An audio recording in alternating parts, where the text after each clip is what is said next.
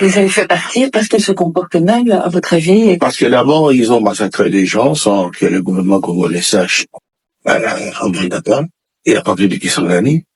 Deuxièmement, parce qu'ils s'est conduisé en pays conquis. Tu vois, pillant, je viens de le dire, et puis ils se sont même immiscés dans la politique intérieure de notre pays.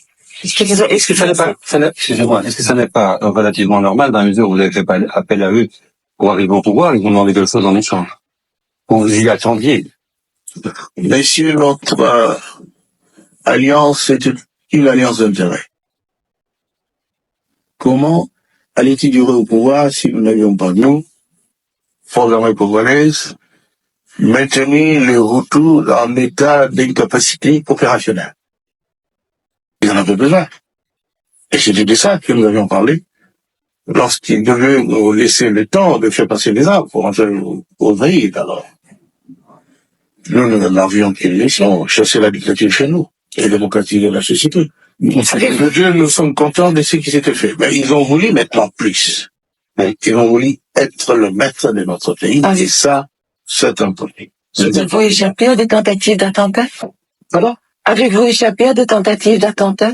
On en parle, mais ils ont comploté. En fait, c'est vrai, ils ont comploté, ils ont monté un coup d'État le 2 août pour essayer de m'assassiner et prendre le pouvoir. Vous savez la suite. Monsieur le Président, depuis ce lundi, il y a une plainte qui a été déposée contre vous, en Belgique, mais également en France, contre vous et contre certains membres de votre entourage pour crimes contre l'humanité. Comment réagissez-vous et vous sentez-vous menacé? Écoutez, c'est de l'amusement. Crime contre l'humanité. Qui avions-nous tiré? Et moi et mon entourage. Nous avons tiré le capitaine. Mais il faut le prouver. Mais le 25 août, par exemple, vous avez lancé un appel à la radio demandant à la population de prendre les flèches, les lances pour se battre. Et vous avez dit, sinon nous allons être l'esclave des Tutsis. Est-ce que vous ne considérez pas que cet appel a incité la population à s'en prendre à des civils Tutsis, notamment des femmes et des hommes qui n'avaient rien à voir avec la guerre? Madame, je ne suis pas forcé de vous dire qu'il ne faut pas croire que notre peuple est naïf pour laisser les esclavagistes venir l'égorger, les soumettre à des exactions que notre peuple connaît tellement, parce que voisin des Tutsis et des Hutus. Et vous vouliez que le peuple congolais ne défende pas par l'appel de son chef, son territoire, sa vie. Qu'est-ce que c'est pour un pays? Même chez vous ici en Europe, on a fait des appels pour vous défendre contre les nazistes.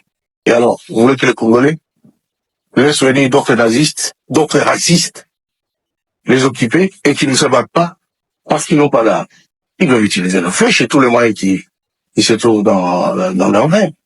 Et ils l'ont fait. Est-ce que ça veut dire que lorsque vous êtes alliés avec les Rwandais au début de la guerre de libération, vous avez fait preuve de naïveté si vous ne saviez pas qu'ils étaient comme ça, puisque maintenant vous dites qu'on sait bien qu'ils sont comme ça?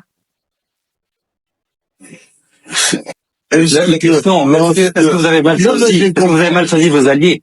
Nous n'avons pas mal choisi les alliés. Dans la politique, il y a la tactique. Et puis, c'est momentané, les alliances, parfois.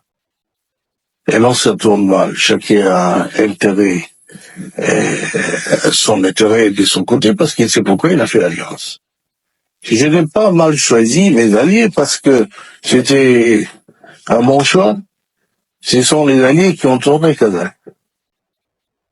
Personne n'allait interdire à la population de Kinshasa de se défendre contre les Tutsis qu'ils connaissent bien. Ils les ont vus à l'heure. Tuant pour arracher des voitures, tuant pour occuper des villas, tuant pour violer les femmes et arracher les filles, tuant pour piller les bancs.